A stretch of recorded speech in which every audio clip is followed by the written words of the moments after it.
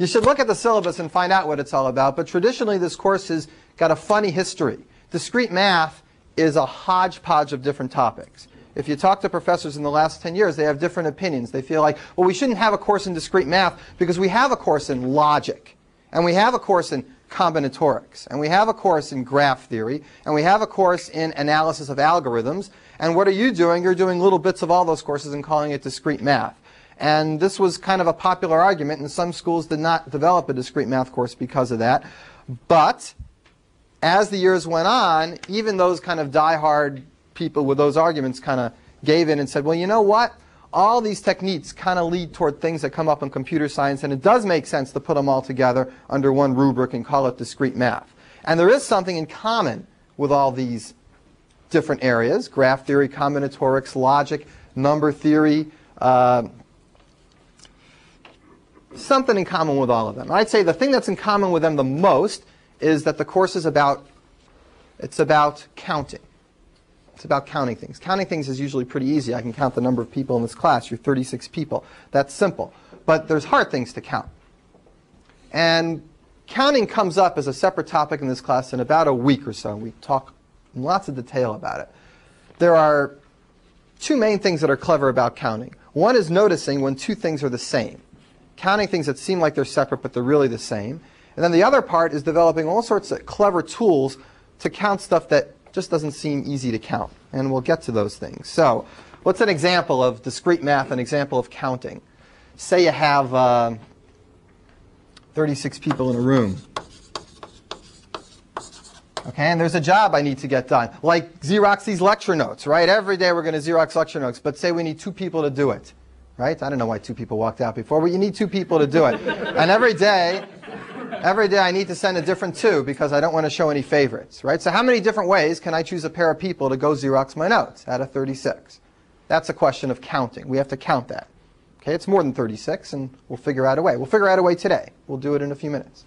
Another question. Say I go to a bowling alley.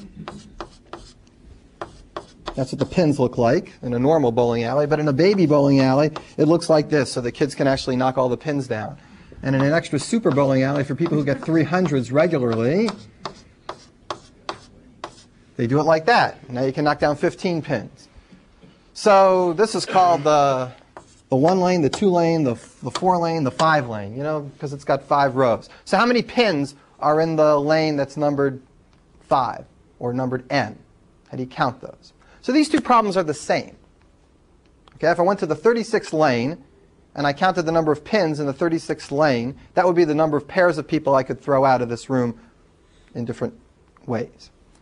It's not too hard to see that these problems are the same, and we're going to see it in just a few minutes, so we'll get back to it. But I want to give you an example of a problem of counting which is much, much harder to see the connection between, which you won't see it until much later in the course, and you'll think about it a lot and try to see a connection. Here you might even figure it out before I get to it. But the harder one is trickier. Here's a harder one.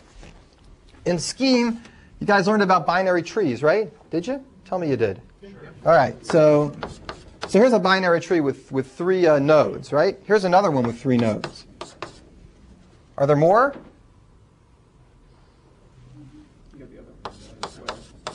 Right. Any more than that? No, right? I think that's it. Well, 1 and 3 are the same.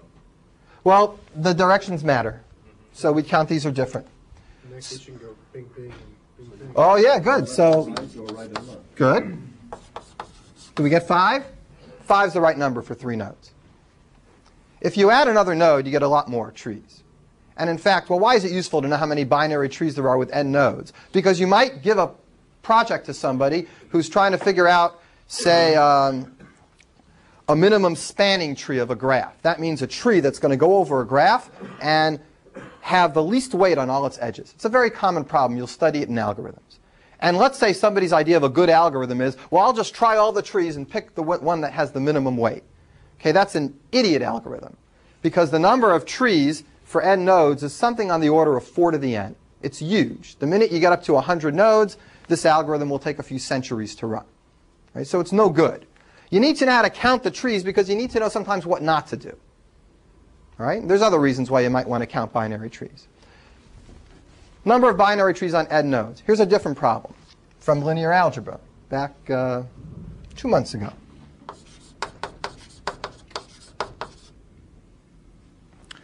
If I'm multiplying 3 matrices together, let's assume they're square matrices, so they all can multiply one by the other.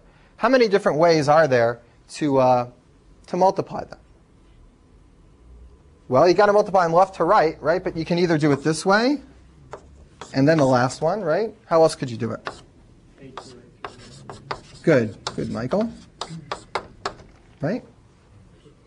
If I put another one in, if I put another array in, there'd be even more ways. Okay? It turns out that, well, if there are 3 arrays, it corresponds to the number of ways there are of having 2-node binary trees. 4 arrays, 3-node binary trees. 5 arrays, 4-node binary trees. There's a relationship. They're the same. This connection is not obvious at all. You might get some intuition. Maybe it makes some sense, but it's not obvious. And you're going to see why this is true much later in the course when we talk about combinatorics. But this is an introduction. This is what people who do discrete math care about. They care about problems like this. They don't care about what's the best way to build a jet fighter airplane so that I minimize the resistance on the air wings. That's a continuous math problem. What's the ratio of height to width of a cylinder that has the most volume? Okay, that's a Campbell's soup production problem. That's this continuous problem. It's not discrete math. Discrete math deals with stuff you can count, things you can get your hands on. And ironically, sometimes getting your hands on something makes it actually even a little more difficult. Things you can count sometimes are really, really deep and tricky. Okay, questions about all this stuff? In doing discrete math, you're going to be doing proofs. Some of you have never done proofs before. Some of you have. So we need to talk about what a proof is. It's a little tricky.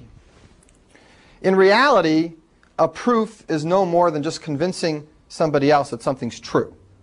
Okay, but mathematically, you'd like to be able to be a little more rigorous than that.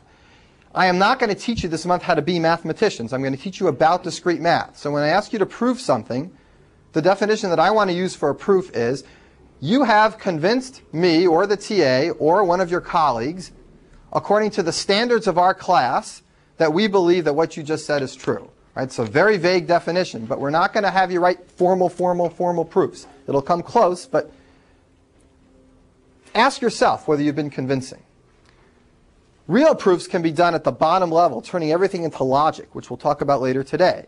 And nobody ever writes a proof like that because it's incomprehensible. The way you really explain a proof is you do interactively. I give you some intuition. I do examples. Now then, if you wanted to write the proof up, what would you do? You would cover up all your tracks of how you discovered the theorem, because there'd be all these dead ends. You'd clean it all up. You'd present it from the very beginning till the very end in a nice, beautiful way, lemma theorem, corollary conclusion.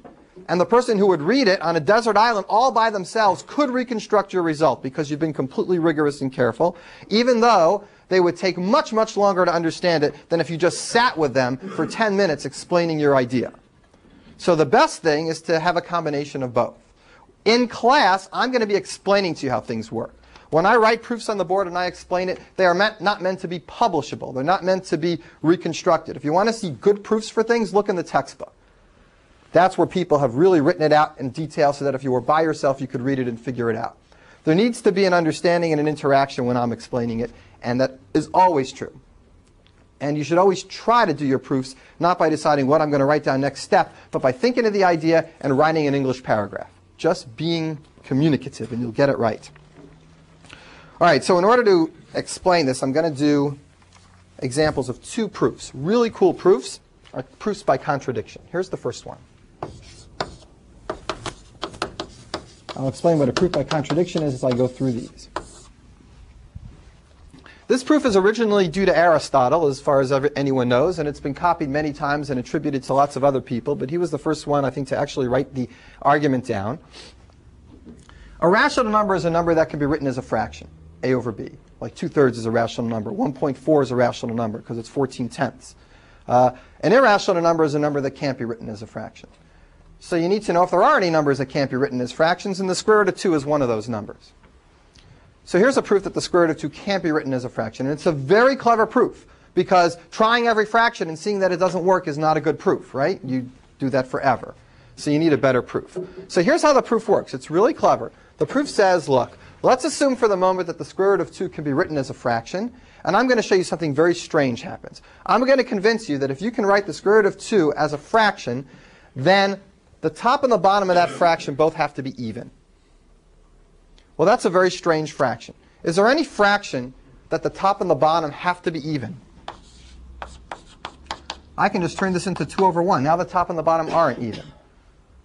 But I'm going to convince you that no matter what you do, when you're all done giving me the fraction, the top and the bottom have to be even. There is no fraction in the whole world where the top and the bottom have to be even. You can always turn it into a fraction where the top and the bottom aren't even. So I'm going to assume that this will give us a horrible contradiction, and I'm going to prove to you that the top and bottom have to be even. All right? Another way to look at it, the way some people say it is, let's assume the square root of 2 equals a over b, where a over b has already been put into lowest terms. Okay, you think you've got a fraction?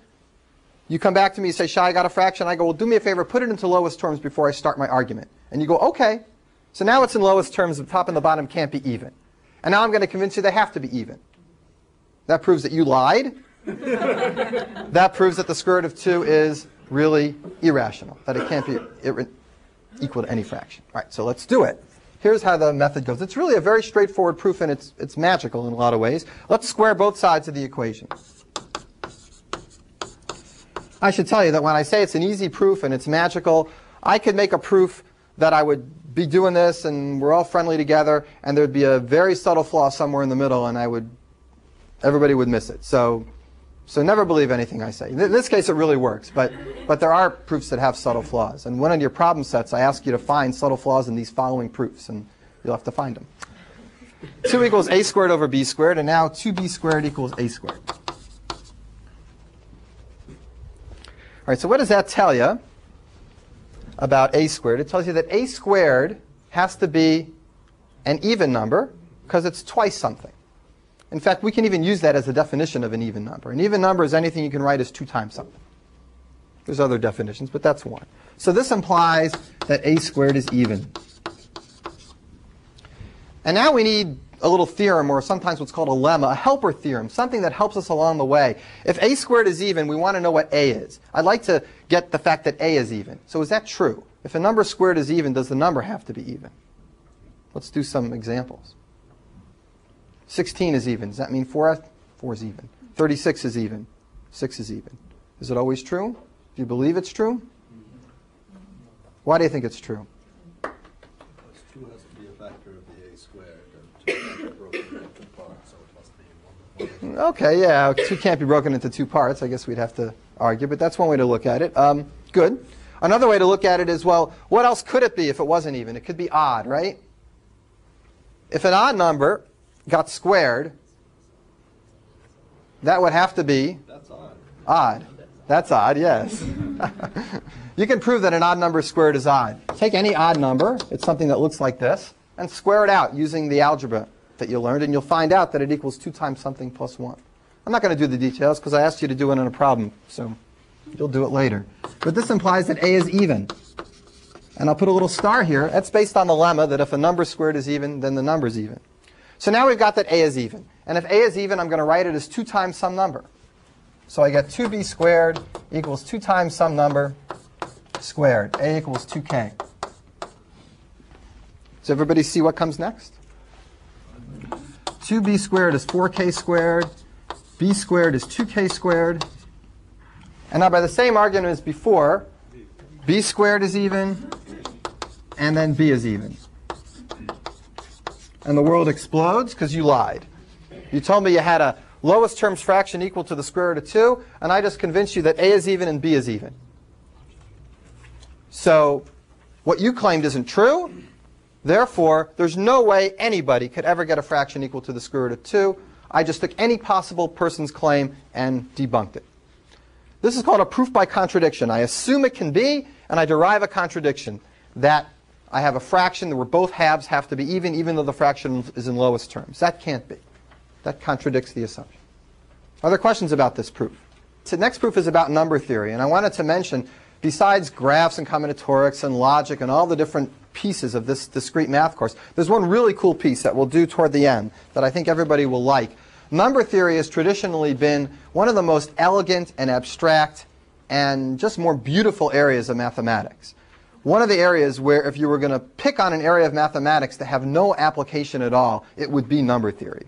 There was a famous number theorist, Hardy, who wrote a big paper at the end of his life basically trying to, it was called A Mathematician's Apology.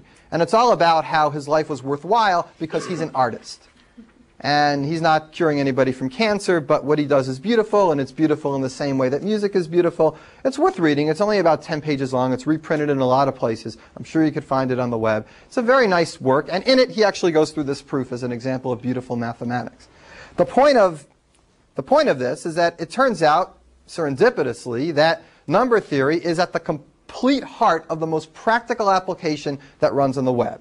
The thing that lets you send your credit card over to a company and have it be encrypted safely is based on 3 theorems in number theory. One called Fermat's little theorem, and one a theorem about congruences. Stuff that was completely never expected to have an application ends up being the crux of public cryptography, where I can safely have somebody encode something and I can be the only one to decode it. So we're going to go through the details of that and do the number theory behind it. That's one of the last topics we'll do. Right now I'm going to do the second most famous proof in math, that there's an infinite number of prime numbers. This proof is due to Euclid. On the site I have a link to Euclid's Elements. Euclid wrote a 14-volume masterpiece called The Elements. It's the heart of all Western mathematics ever since then. It's the beginning of thinking of mathematics in a rigorous way with proofs. In his 14 volumes, he has a book on number theory, a book on geometry, a book on solid geometry, a book on arithmetic, etc. The way he structured his books is very much like a symphony. He starts with definitions and postulates and works his way up through theorems, and the early theorems are very simple and trivial, and he works his way up, and he's got a climax theorem at the end. All right, so the climax theorem in the geometry book is the Pythagorean theorem. The climax theorem in one of his number theory books is a theorem about perfect numbers. And one of the climax theorems in one of the other books is that there's an infinite number of prime numbers. So this is a beautiful theorem. It's easy to explain. It's a certain type of proof. It's the same kind of proof. It's a proof by contradiction. Yeah.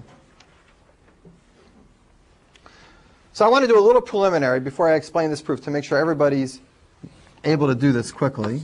So here, Greg, easy question. I'm putting you on the spot. Is that divisible by 2? Yes or no? No. Too easy?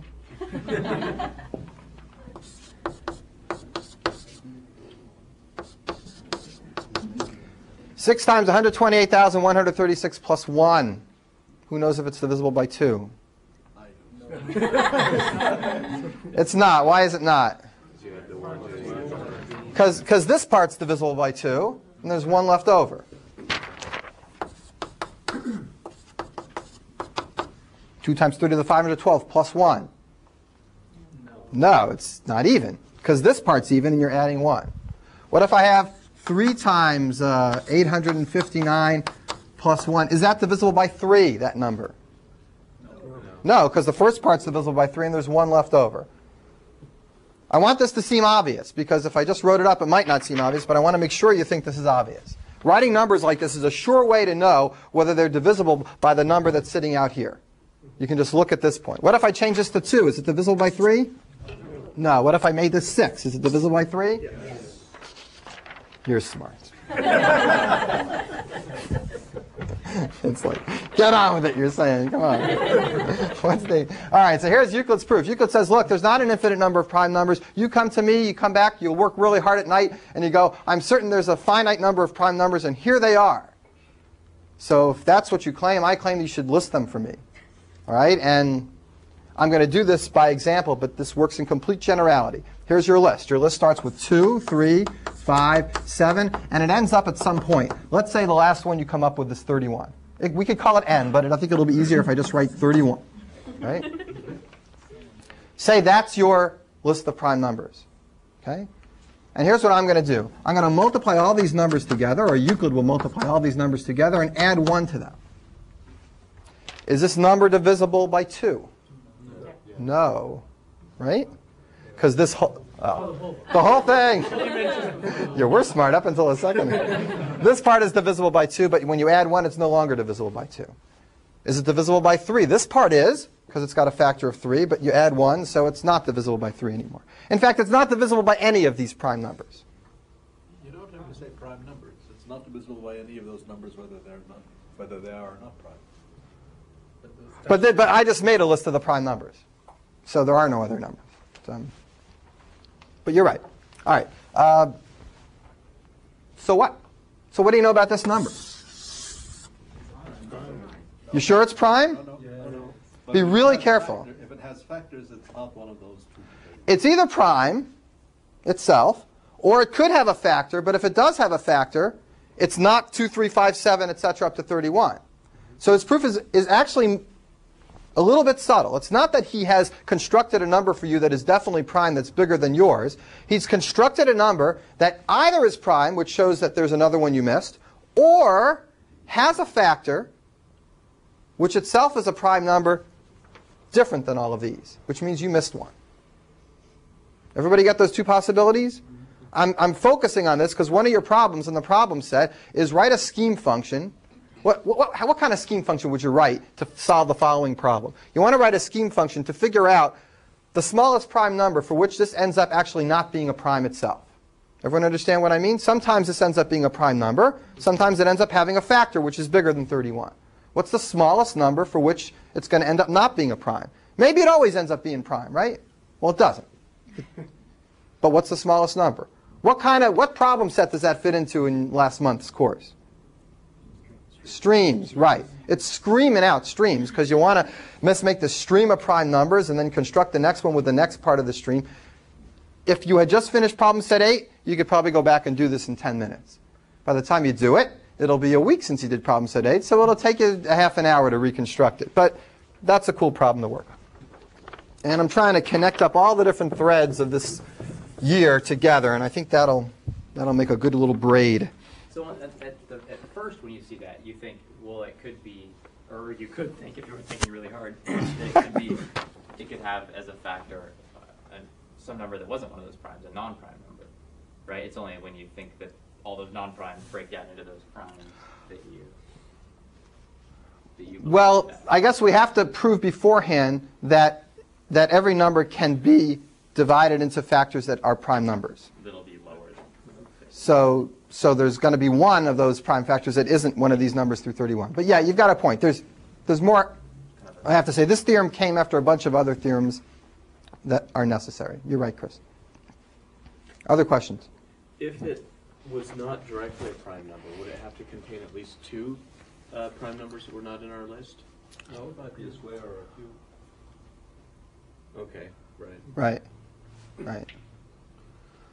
But even if it did have to contain 2, so right, I mean, contain at least 2. right, missing 1 or missing 2, all we need is 1 to get to infinite, right? Because this could repeat itself, right? I mean, what if you took this prime number and added it to your list? Maybe I should point this out. This is a completely general argument. If you take this prime number, now that I've pointed it out to you, and add it to your list and say, oh, I forgot that one, here's my new list, I wouldn't even come back into the room. I'd just say, well, why don't you replay that argument for yourself again, right, with the new number and add it to your list, and you just get another new number. The point is that this argument will work repeatedly forever, and you can never get them all. It would, but the subtlety is that the new number might not be at the end of the list. It might be less. It could be in the middle, right, absolutely.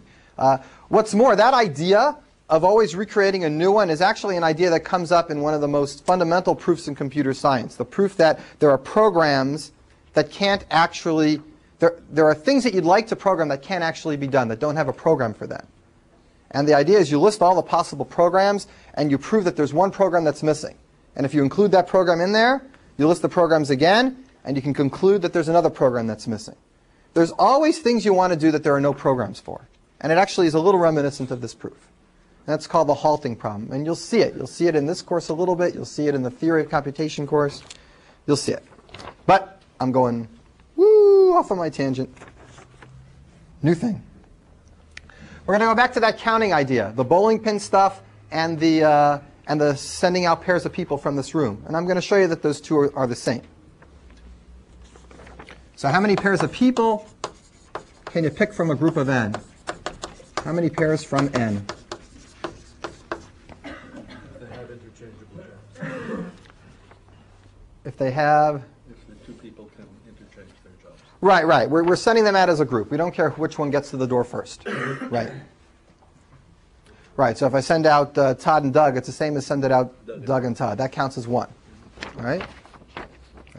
We'll change posts. We'll think of it as lunch dates. Right, we're not going to... Pays the bill. Ooh.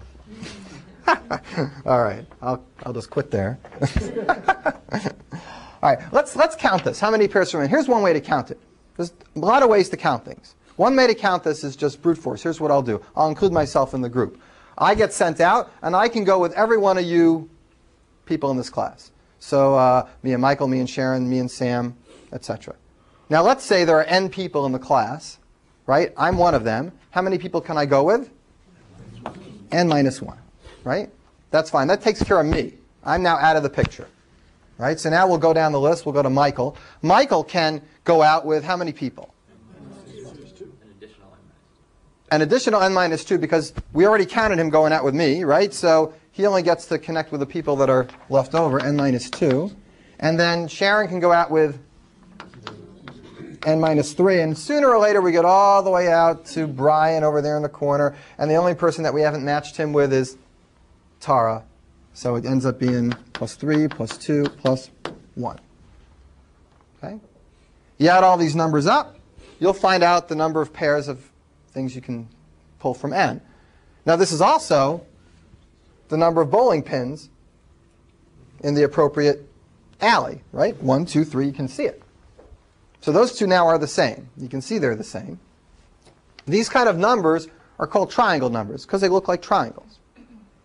You're already familiar with square numbers, right? 1, 4, 9, 16. So these are triangle numbers. It'd be nice to get a formula for the triangle numbers. The formula for the square numbers is n squared, right? The formula for triangle numbers is, well, I don't know. By the way, there are pentagonal numbers and hexagonal numbers also, and you can, that's what mathematicians do. You come up with a good idea, you generalize it, you connect it to other ideas, you go wild. But we're just gonna work on triangle numbers. Triangle numbers.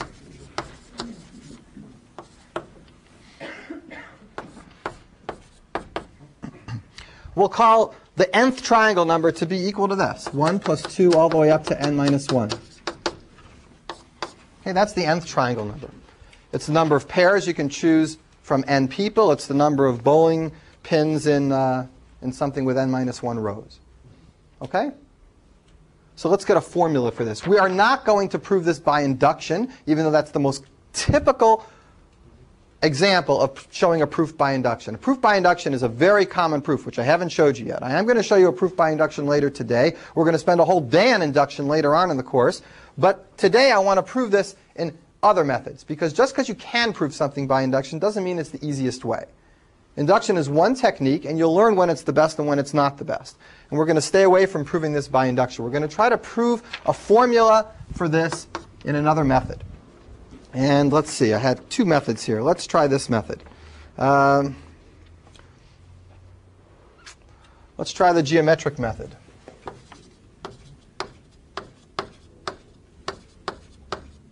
I'll do an example, and then we'll generalize the example. Here's a method where the number of numbers is even. Let's do a geometric method.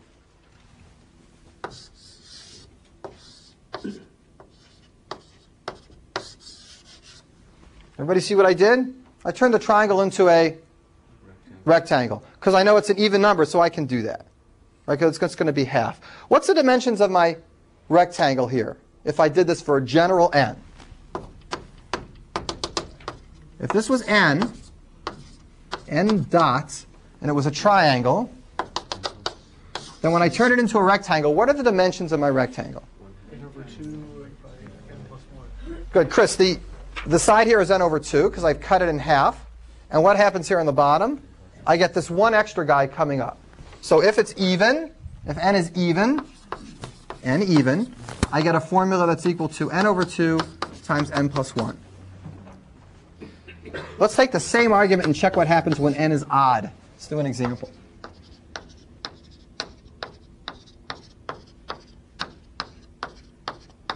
How do I do this with the rectangle argument?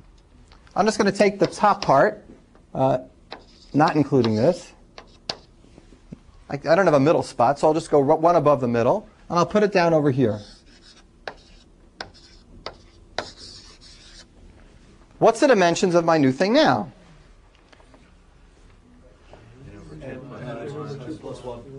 This is still going to be n, right? And what's this part going to be? N plus 1 over 2. There's a proof. Okay, it's a geometric proof. Now, look at this bizarre formula.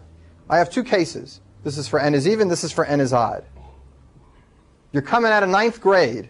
Look at these formulas. Are they the same? They're identical. So why do I need to write them twice? And you're thinking, well, you don't, and now I know you don't, and it's just because the proof does two cases and maybe it didn't need to. But there's actually a much more subtle point here. And now I can put on my history of math hat for just 30 seconds. In the 13th century, in the 14th century, when people wrote theorems like this, Theorem 32 was this theorem, and Theorem 33 was this theorem.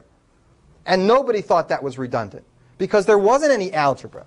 Nobody wrote formulas like this. Nobody could glance and see visually that these two were the same. This formula, this theorem reads like this. If you add up an even number of numbers from 1, increasing by 1 as you get to the last number, that equals half the number of numbers times 1 plus the number of numbers you have. And the other theorem reads, if you have an odd number, blah, blah, blah, that equals the number of numbers you have plus 1. It's just that it reads differently. It doesn't look the same. In English, these two don't look the same. In math, they do look the same. This is actually a simple example of something that's very important in math. Notation can give you intuition. Good notation for an idea can lead you to the next step. Bad notation can obscure the next step so that you don't see it ever. So be really careful with notation. There's good choices for notation, and you'll see a lot of notation in this class. But even in the 13th century, you could have done that in a single step. That's possible. I'm not sure they would all do it. But actually, the truth is they have 3 theorems for this. But yeah, you might be able to. You can certainly do better than this, even without algebra. Right. Next stage. There's a folklore story. I think I told you this story. A folklore story about Gauss, one of the greatest mathematicians of all time in the early 1800s, and that a school teacher told him to add the numbers from 1 to 100 together because he was a little bored in class and hoped that would keep him busy, and he quickly blurted out the answer, and it's really just this problem, asking him what the 100th triangle number was. Add the numbers from 1 to 100. And he did this quickly. And what a lot of kids rediscover when you tell them this problem is that they pair numbers up on the two ends. 1 and 100 equals 101. 2 and 99 equals 101. 3 and 98 equals 101. And how many times do you do this? Half as many times as you have your list. So that gives you like the classic n plus 1 times n over 2. Right? N plus 1 is the sum of the two numbers on the end, and you do it half as many times as there are things in the list. And that's another way to look at it. There's a lot of ways to look at this theorem. You should remember this formula for adding up the numbers 1 to n for the triangle formula. It comes up again and again. Yeah, Donna? What if zero's on your list? Like if you start with 0 plus 1. Does that change your n? It would, but the way triangle numbers are defined is that you start from 1. If we define triangle numbers to start from 0, then we'd have to change the formula. No, you're right. It would change it. It would change it. But we don't include 0. All right. So you might wonder at this point, what the sum of the squares are, what the sum of the cubes are, what the sum of the fourth powers are. All these things are part of discrete math, and we'll get to them in time. All right, but now I'm going to switch to a cool problem that we will prove by induction. Here's a puzzle. Here's a pancake, and you want to cut it into pieces with a big sharp knife. I cut it into 2 pieces. If I cut it again, how many pieces do I get? Here's the rules about the cuts. Every cut has to go through each of the other cuts in exactly one place, and you can't cut through the same spot here again. the next cut has to go here, for example. Okay, that's the rules about the cuts in this game. So let's make a little chart. Number of cuts, number of pieces. If I make one cut, how many pieces? 0 cuts, 1 piece.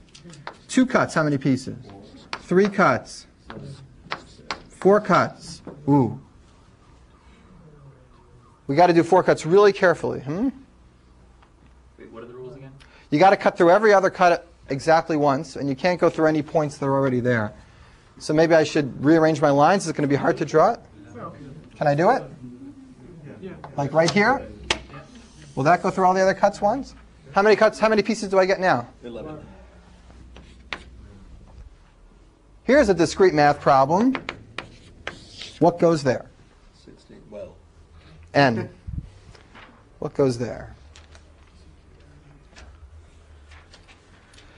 Here's a big hint. I wouldn't leave you in the lurch here. I gave you a big hint. Well, what did we just do? We just did triangle numbers. What are they? 1. What are the triangle numbers? 3. 3, 6, Triangle numbers? Plus 1. Tn plus 1. Question mark. Are we lucky? Or is that true? It's true, but we're going to prove it's true. And we're going to prove it's true by a method of proof called mathematical induction, which is a method of proof that concentrates in a particular style of thinking. And I want to give you that idea and do it in detail here. Here's one of the neatest things about proofs by mathematical induction. Sometimes you can discover a theorem like this, even though you don't have the slightest clue why it's true. And you can prove it by mathematical induction because you concentrate on a particular aspect of where this comes from, even though you still don't really understand why the whole thing works out.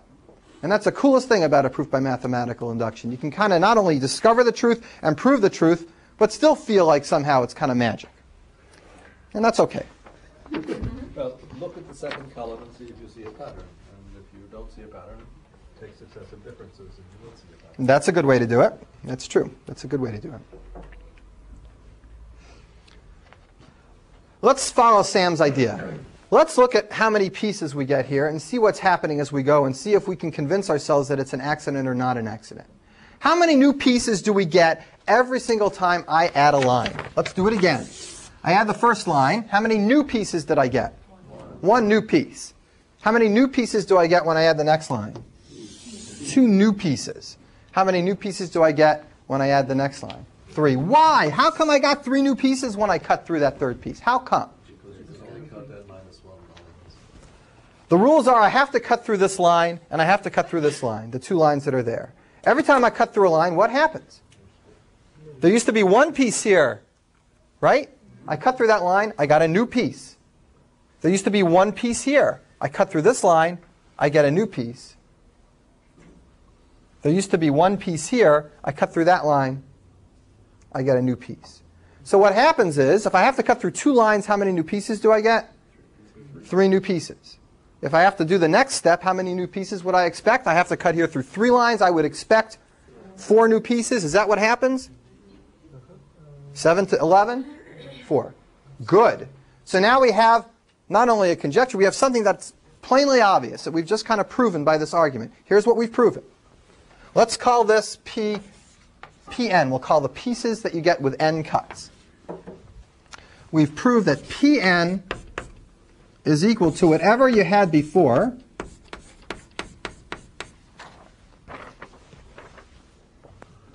sorry. Let me erase this, make sure we have plenty of room. P of n equals the number of pieces we had before, right? Plus how many new ones? We had n minus 1 lines before. If we cut through all of them, we get 1 extra piece. So altogether, how many new pieces? N. This is something we just proved. This is a recursive relationship, a recurrence relationship. We're going to talk about solving equations like this later in the class, not today. What we're going to do today is prove the following theorem, Pn equals Tn plus 1. And one of the things we're going to use in proving this theorem is this relationship that we've just proven. Okay? Did we prove it or we just... I think we proved it. I think every new line has to cut through the number of lines that were there before, which is n minus 1, and you get 1 more piece. So you get n new pieces every time you add a line. I think that's a good enough proof. I don't know. If you don't think so, then I have to prove it better. No, really. Is it not rigorous enough? What do you think? Just intuitively also, whenever you did a new line, you could actually see the circle as the number of pieces you're adding falls neatly on one side of the line, and the number of pieces that were there before falls neatly on the other side of the line. Right. Right. I agree. You buy that now? All right. So right, the measure of whether our proof is right is whether we vote on it and it works. Right? So that means whoever gets to be president next is going to be right. All right. It's okay. There's some democracy in math. There is reviews on papers. All right, well, let's get back to this. Let's prove this is true. Here's the method of mathematical induction. Let me give you some intuition behind it, then I'll show you how it works, because it will seem a little magical. The idea of mathematical induction is you want to prove something for an infinite amount of cases. In this case, for n equals 1, for n equals 2, for n equals 3, for all these cases. So rather than come up with a general argument that works for all of them, which may be hard to do, sometimes it's easy, sometimes it's hard, instead, let's concentrate on convincing somebody that if it were true for, say, the case of 3, I could convince you in general that it would work for 4. Let's come up with a general argument that shows somebody why the truth of the next case is definitely valid as long as the truth of the last case was valid. If I came up with a general argument like this, then all I'd have to do is show you that someplace at the beginning it's true, and you could use that argument repeatedly to show the truth of all the subsequent cases. That's the idea. Instead of focusing on the general case, focus on the transition from one case to the next. Sometimes that transition implies a very deep idea about the general case that you'd have a tough time getting a handle on, but you can focus right on the transition. And you're going to see dozens of examples of this in this class. It's the most commonly used proof in computer science. This is going to be a very short one and a very simple one, but we're going to go through it in detail. Here's how it works mechanically. We assume that the theorem we're trying to prove is true for this case, and we have to come up with an argument to show that therefore it must be true for the next case. So let's write it this way. We'll assume that P of n equals Tn plus 1. We want to prove that the next case is true. That P of n plus 1 equals Tn plus 1 plus 1. We want to go from here to here. This is going to seem a little funny to some of you. Here's what you can't do. You can't say, oh, well, if I'm assuming this is true, then I'll just put in n plus 1 for n, and that shows that's true. That's not allowed. You're only assuming that it's true for this particular n, not for any other n in the whole world except for this one. Can you go ahead and then show that it's true for the next n? So we're going to have to use other ideas, and hopefully this will help us. So here's what we're going to do. We're going to work with this and try to prove it's true. At some point, if we need this assumption, we'll work with it.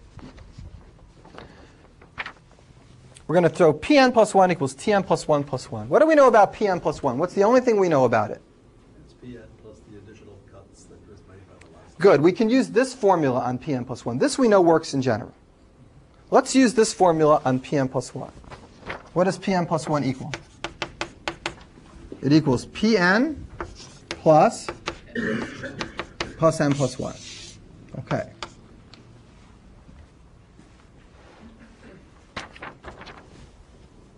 Now let's use this assumption.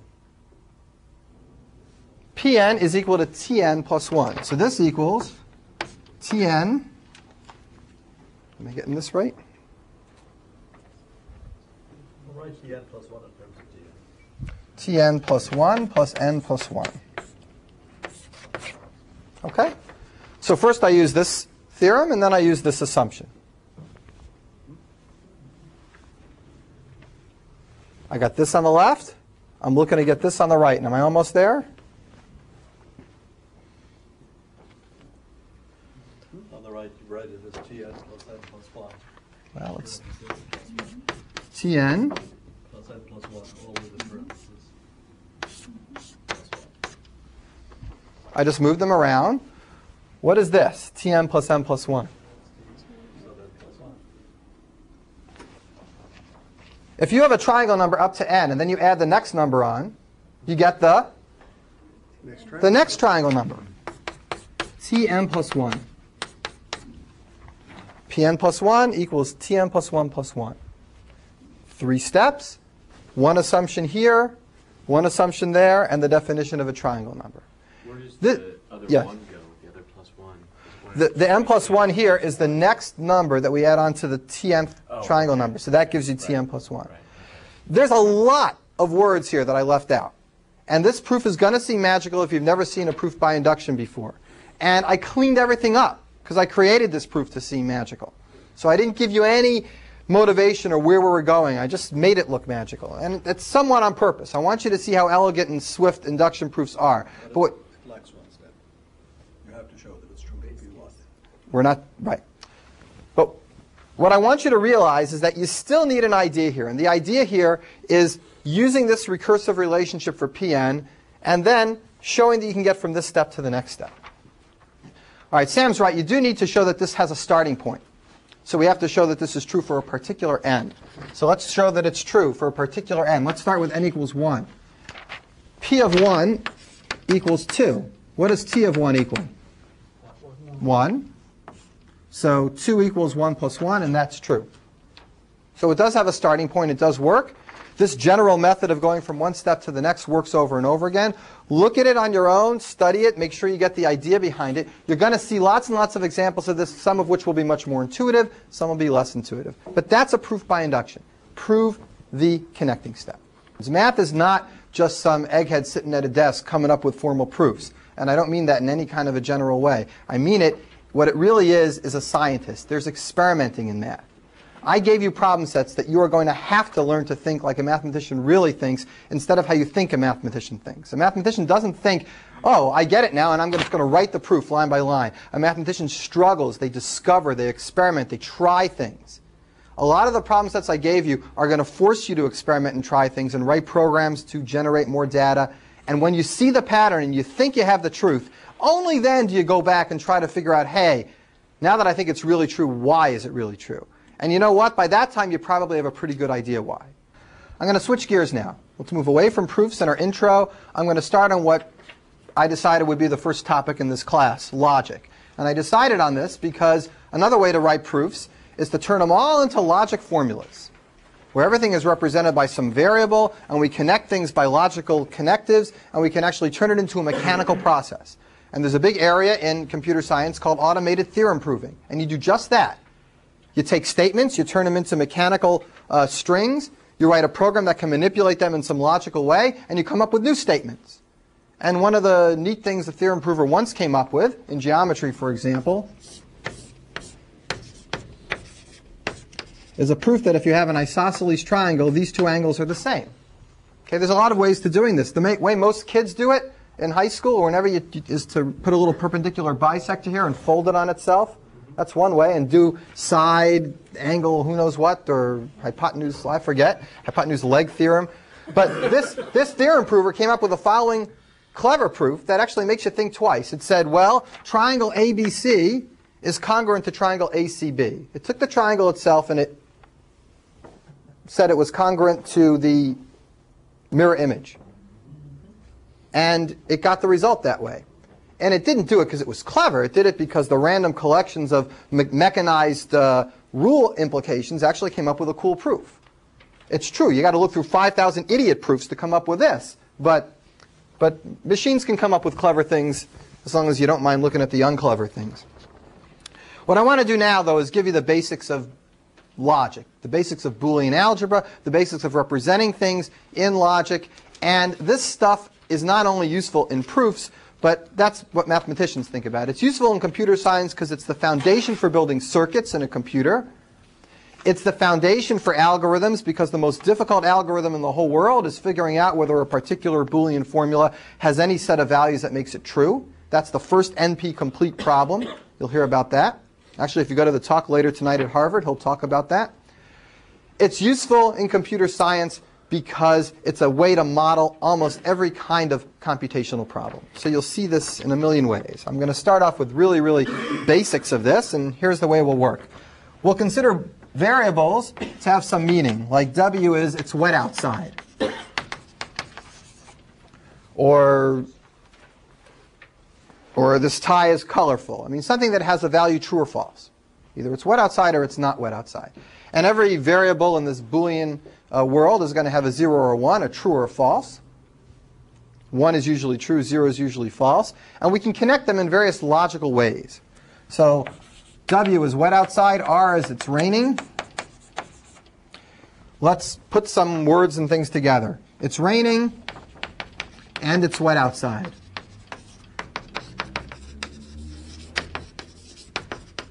That looks like this. It looks like this. It looks like this. This symbol, the up arrow, this symbol, the word and just multiplication used without anything are all synonyms for and. This and this are both true. You can check whether this formula is true by checking whether both R and W are true. Okay, it's raining outside and it's wet, only if both of those are true. This is what logicians use, this is what circuit developers use, and this is what you'll see in a lot of computer science books. Our book uses all three in different places, depending what chapter you're in. All right, so keep in mind.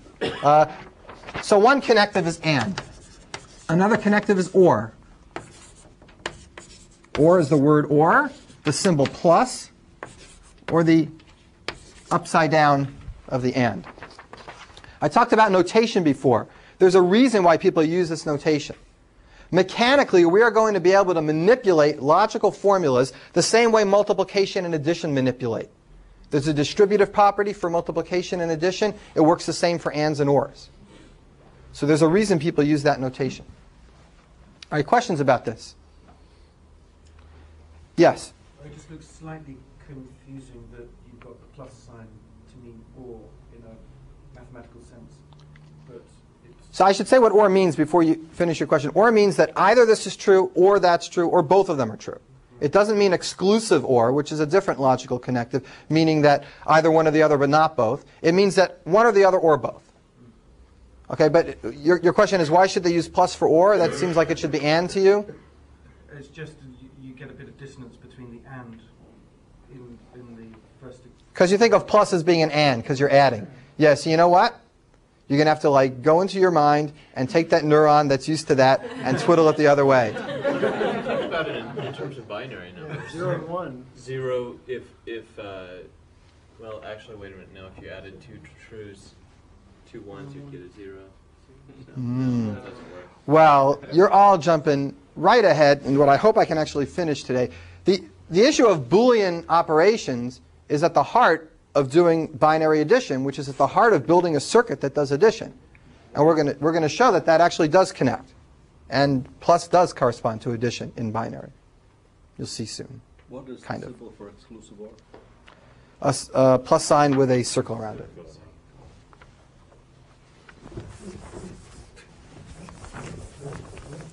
All right, the other basic connective that we'll start with is a connective that doesn't connect two Boolean things, but just works on one, called not. So not W means it's not wet outside. Sometimes that's written like this. Sometimes it's written like this. 3 sets of notations.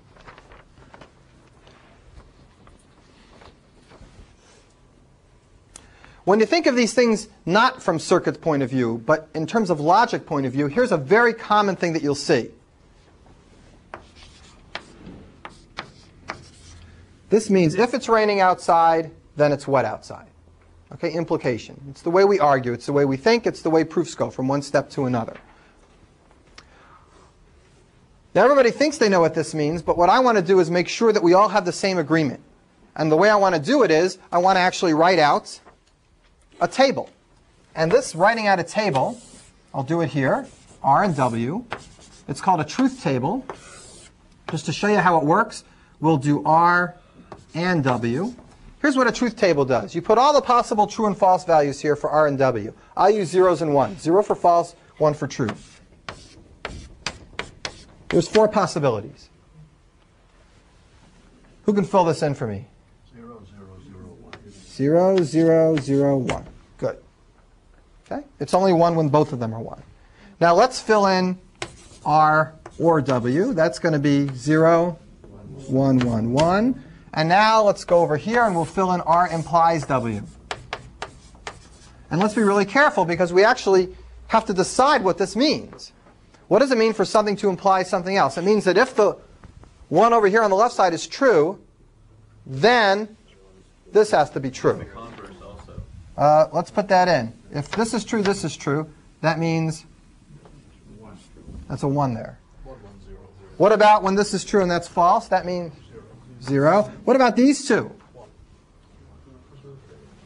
Here's the convention. The convention is that when the left side is false, we don't care what's on the right side, we still consider the implication to be true. Okay, if I say if it's raining outside, then it's wet, then if it's not raining, regardless of whether it's wet or not, my statement of the implication would still hold. So if the left side is not true, then the right side can be anything we want, and we still say the implication is true. That's a logical decision, which generally makes sense, and we go with that. So this is the... So that's a by definition? This is a by definition. This is what we mean by R implies W. And it corresponds to what we mean logically as well. All right. Questions about this? What I want to show you is that this is particular formula, R implies W, could be rewritten in terms of ands, ors, and nots without a new symbol. And what you should know is that any Boolean formula can be written in terms of ands, ors, and nots. Always. And sometimes we say that, therefore, the set of operators and, or, not is a complete set. It can get any function you want in the whole world. And I'm going to convince you of this in just a minute, that it can be done in general. But first I want to do it just for this. R implies W. OK, questions? So here's how we're going to do it. My convincing is going to be done by rewriting this table just for R implies W. It reads 1, 1, 0, 1.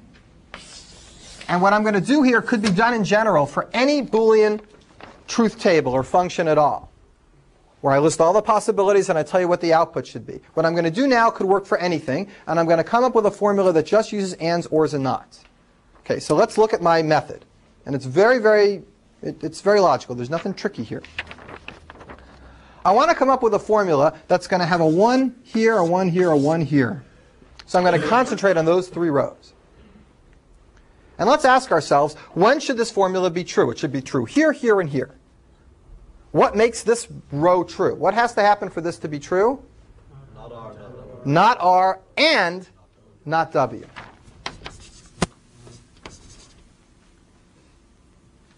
Okay. What has to happen for this possibility to be true? Not R. Not R and W, but it's this possibility, or this possibility, or this possibility. So not R and W. Or, what's the last possibility? R and W. Let me go through this again. We take the 3 rows that have 1s in them. Or if there were more than that, look at all the rows with 1s in them. Take it a row at a time. We're going to OR the possibilities together, because this formula will be true if either this is true, or this is true, or this is true. Either this condition, or this condition, or this condition. These conditions, for them to be true, each have to have both variables satisfying a particular condition. Namely, both have to be false. Not R, not W. I can do it here. I can do it here. I OR them together. I get a connection of things that have nots, ands, and ors, no other connectives, and I get a final formula equal to R implies W. And I could do this for any formula. I didn't even have to give you a name for it. I could just list a whole bunch of variables, put 1s and 0s in here any way I wanted, and do it the same way. That's a proof that ands, ors, and nots together make a complete set.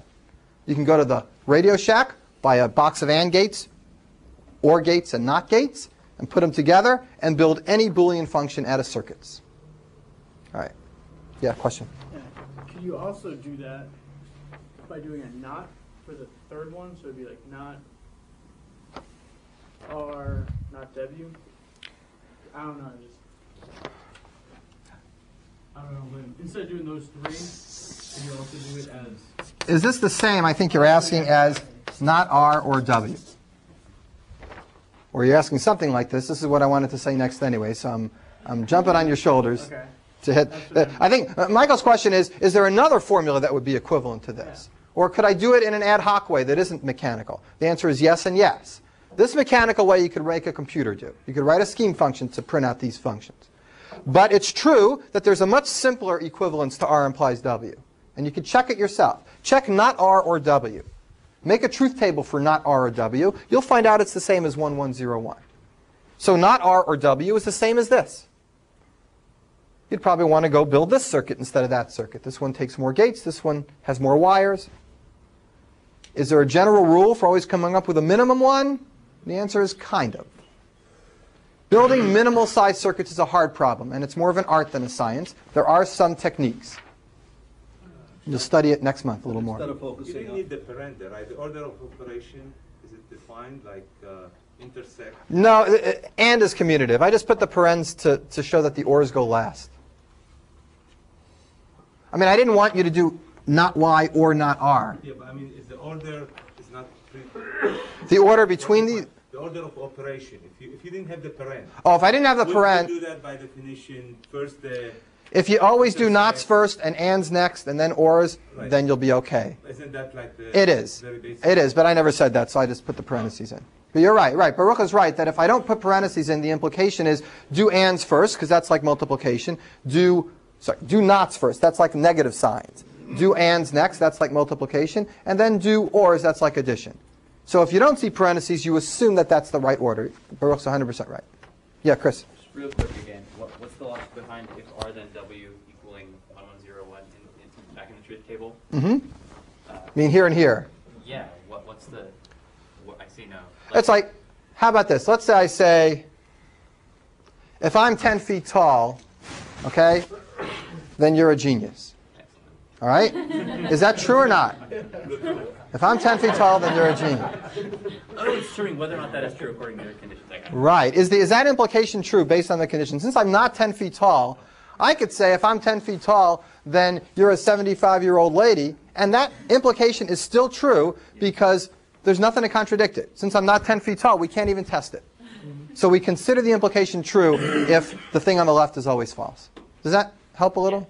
I think it's a subtle point. I kind of went over it quickly because I don't want to get into a long discussion about it, because if you get it quickly, it's good, and if you don't, you get it later, and I didn't want it to be a fussy thing. But you asked a good question, yeah. in making your three-part equivalence. Yes? You were focusing on the ones on the right side. Right. Since there's only 1 0, focus on the zeros, and then put a not in front of it. That's what I was saying. Well, who's got problem set 1, number 7? That was my question. It's a problem set question. I'm not answering it. You answer it.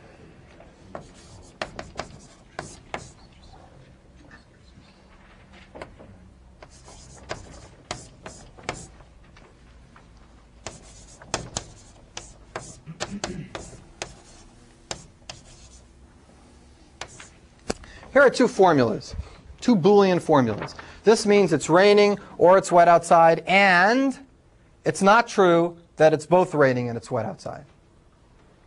Okay? This means it's not raining and it's wet, or it's not wet and it's raining. Okay? That's how you read it. You can take English sentences and turn them into these formulas. You can take these formulas, turn them into English sentences. Most importantly, you can determine whether one formula is... Wow. There's some chalk. One formula is equivalent logically to the other. There are two basic ways to do this. One way is a brute force method that you can already figure out on your own. Make a truth table for this, for R and W. Make a truth table for this, for R and W, and see that they're the same. Therefore, these formulas will agree on any inputs of true or false to R and W. Let's do it quickly. R, W, 0, 0, 0, 1, 1, 0, 1, 1. Put in 0, 0 into this formula and calculate the result. Seth, I'm picking on the big guy. Okay. That's going to be false. 0. 0. That's this one. Can you do the next one for me too? Put 0, 1 in there? No, not the next equation. Not the next equation, the next 0, 1 for this. Okay, so that's, Also false? no, it's 1. 0 or 1 is going to end up being 1.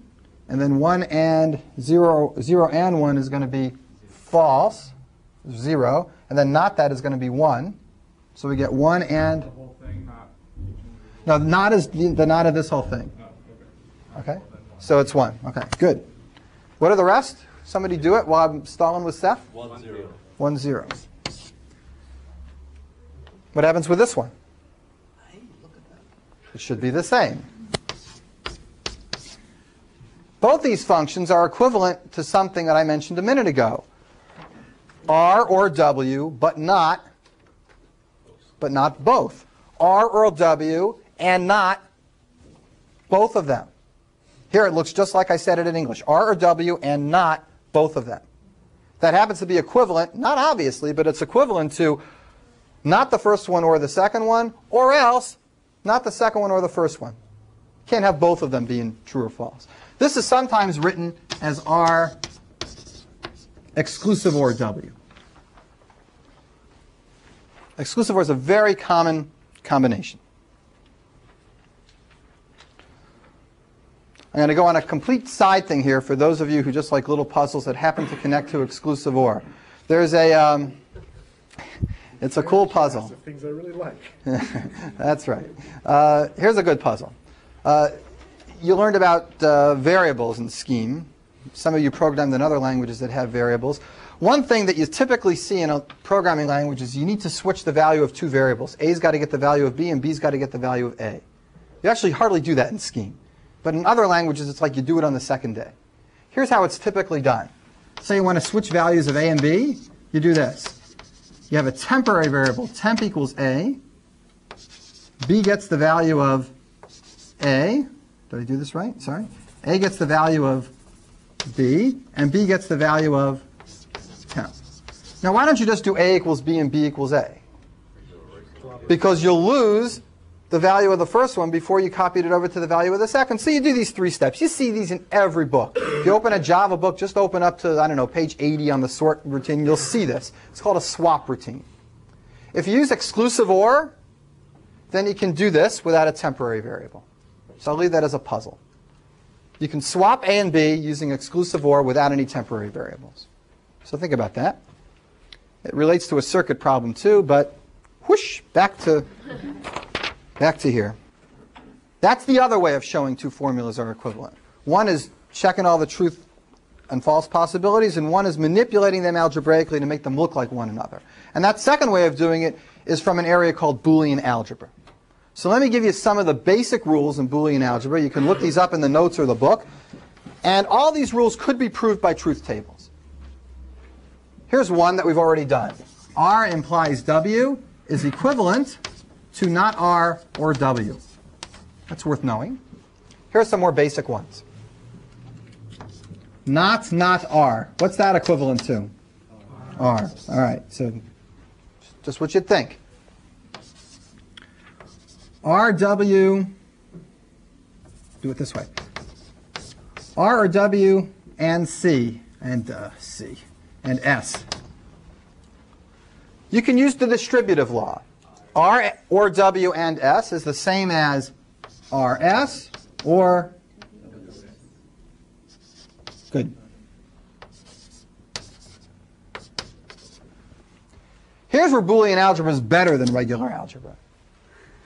In regular algebra, the distributive property doesn't work the other way, right? If you do R times W plus S, does it equal R times S plus W times S? Did I do that right? No, I didn't do it right. Does it equal R plus S times... Does that work in real arithmetic?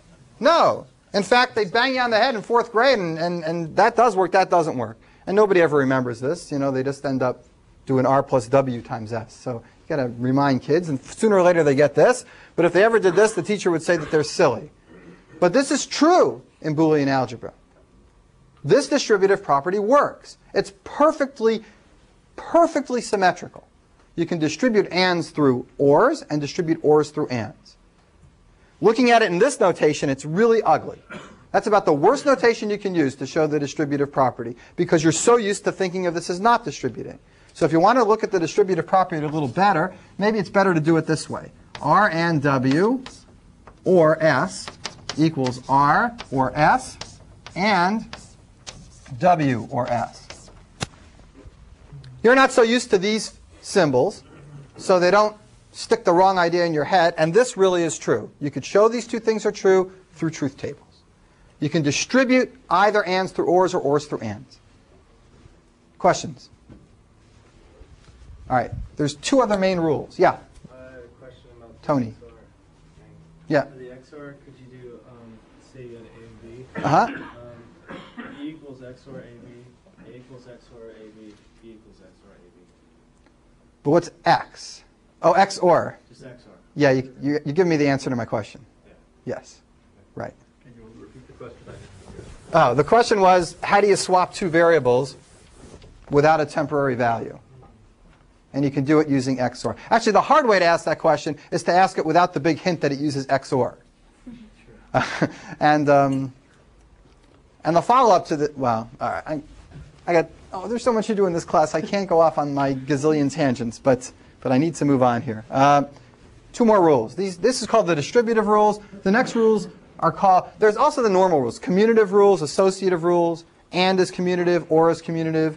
They're all associative. I'm not going to write them down. You can look them up. But here's rules that aren't as obvious. They're called De Morgan's laws. And they come up in other contexts too, like in sets that we'll do soon. Here's De Morgan's laws. It relates not to ands and ors. Not A and B, not A or B. Here's the general idea. If you have a not sign in front of a collection of things that are anded together, you can kind of push that not sign through, just like you push a negative sign through. But when you do it, the operators change from and to or. So this is the same as not A or not B. Let's think about that logically. If it's not true that both these things are true, if it's not true that A and B are true, that means either the first one isn't true or the second one isn't true. It's very logical. Same thing here. This equals not A and not B. Okay? That's called De Morgan's laws. That's the way to push not signs through formulas. And that's what lets you do Sam's idea before of concentrating on the zeros and putting a not in front of the whole thing. It'll switch all the ands to ors and all the ors to ands, and you'll get a nice result. Does this mean that either and or we can exclude from our list of primitives and like not an and totally defining? Chris is asking whether not and alone, those two operators, are a complete set. Can we get rid of or based on this? Not entirely. What do you think? I'm going to leave you with that question. This does relate nots and ands to ors. The question is, I think in order to prove what you're trying to prove, you need to show how to take any A and B and rewrite it in terms of ors. This doesn't do that exactly. If you could do that, if you could take any A and B and write it just in terms of nots and ors, then I could take any formula with ands, nots, and ors in it, pull out the places where there are ands, and replace them with ors and nots. But this doesn't let you do that because there's a not in front of this. So it only lets you replace things with nots. But you can put a not on the right on the left and an additional not on the right. Right. You do not of not. So I'll leave it as it's a very good thing to think about. But I'm going to let you guys answer it and come with me next class and tell me the answer. But it's a perfect question because it's what I'm going to talk about next. It's like having shills in the audience. It's like, I can look at that. You said you ask your question now. It's like, all right. One little thing before we quit. All right. One example, and then we'll quit. I wanted to talk about these complete things, but I won't have time. Let's do a mechanical example to show that these two things are completely equivalent. That the two exclusive OR formulas are equivalent. So is that's not the whole thing? Is that true? Yes, this means not. That's what it means, Seth. It means do R and W, and it's not that whole thing. Okay? Or I could put the not in front of it too, but it will look like a minus sign. I didn't want to do that. I know you knew it. How do we show that this and this are equivalent mechanically? We're going to use the rules of distributive and De Morgan's laws and logical rules to mechanically manipulate this syntactically to look like that. Every step of the way using things that change it into stuff that are logically equivalent. And this is really kind of what theorem provers do in their own twisted way. All right, so here's my first step. It's a really kind of a strange thing to do.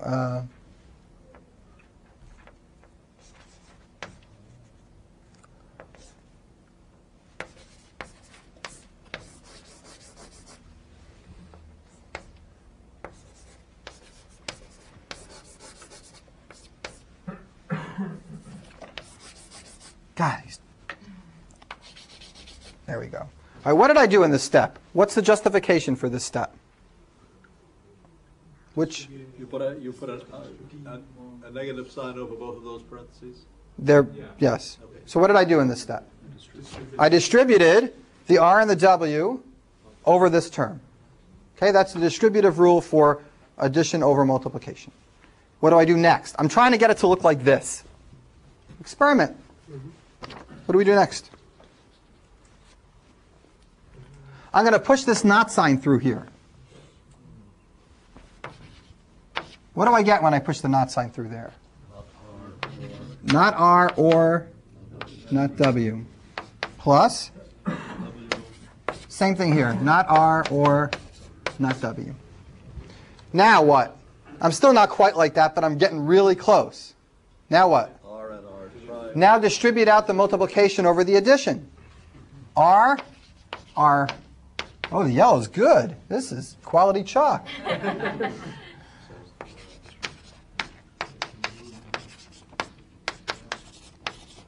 Here's what I get. I can rearrange these terms because commutativity and associativity. But what about these extra terms? I mean, these two match there. That's fine. I could, turn them around and make a match. But these two are extra. What about them? They're false. R and R not. Can that ever be? No, that can never be. This is false. This is false. That's one of the rules, one of the basic rules, that R and the negative of R are always false. What about something or false? True. Well, if it's true. A or false. What's that the same as? A. Right? In other words, the false doesn't affect it at all for an or. What about A and false? Okay? Very symmetric here. What about A and true? That's the same as A. What about A or true? It's so beautifully symmetrical, Boolean algebra. Distribution works both ways. True and false rules are just the inverses of each other. Everything is just a perfect circle. It's so nice. George Boole discovered this stuff 100 years ago with no notion that it would be at the heart of building computers, which is what it's primarily used for by electrical engineers. So these two things are the same. Now you know how to show two formulas are true by truth tables. You know how to show two formulas are true by algebraic manipulation. You know the idea of a complete set. You know that any formula can be written with ands, ors, and nots, and therefore they're a complete set. And you have a notion of what a proof is and how to do a mathematical induction proof. And all you need now is 25 days of intense practice, and we'll move on. All right, so we're going to continue with this stuff next time. Tara today is going to do another proof by induction, and before that, she and I are going to do this magic trick, which I told you there's a problem set about. So get ready for a little entertainment.